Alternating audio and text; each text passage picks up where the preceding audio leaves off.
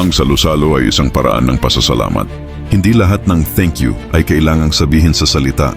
At kung minsan ito ay nararamdaman sa isang mainit na plato ng pagkain at sa pagkakataong makapag-relax kasama ang mga kasamahan.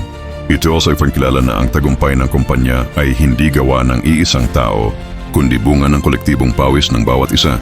Sinasabing ang pinakamagandang pagkakaibigan ay nabubuo sa hapagkainan, sa mga kwentuhang labas sa trabaho, tungkol sa pamilya, mga hilig, o mga pangarap. Mas nakikilala natin ang ating mga katrabaho.